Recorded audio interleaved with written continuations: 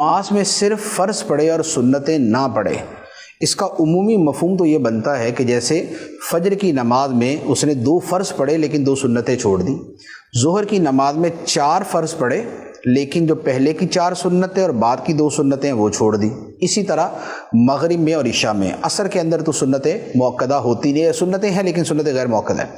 تو دیکھیں حکم یہ ہے کہ یہ جو نوافل ہوتے ہیں ان کی بڑی فضیلت ہے، ان کی بڑی عظمت ہے، اور قیامت کے دن اگر بندے کے فرضوں میں کچھ کمی رہ جائے گی، جیسے بھولے سے کسی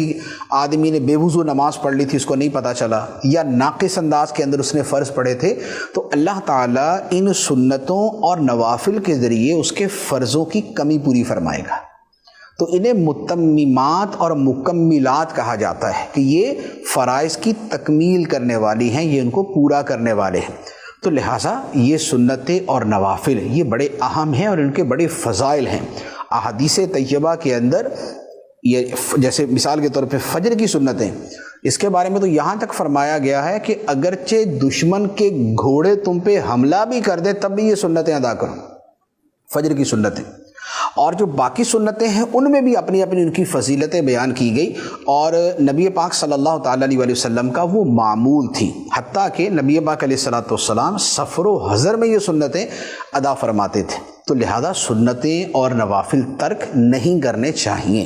اچھا، اب یہ ہے کہ بالفرض اگر کوئی ترک کرتا ہی ہے تو اس پہ حکم شرعی کیا ہے؟ تو اس کا جواب یہ ہے کہ جو نوافل ہیں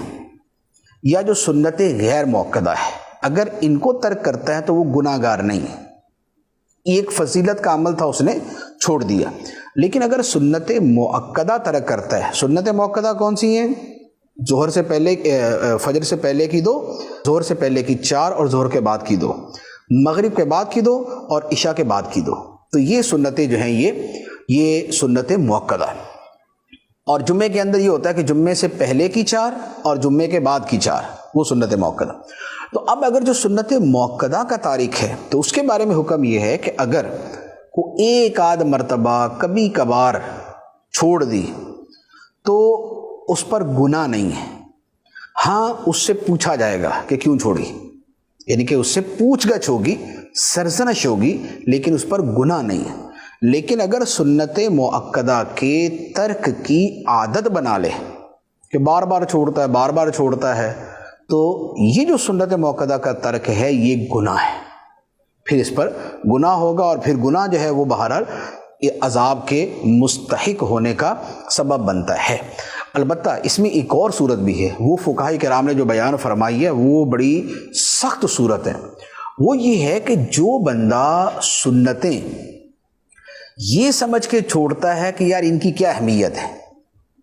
تو اس پر فقہاء کرام نے کفر کا حکم دیا ہے کہ اس نے سنتوں کی تخفیف کی ہے،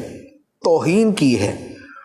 انہیں معمولی اور ہلکا سا سمجھا ہے، تو اس پر بڑا سخت حکم ہے۔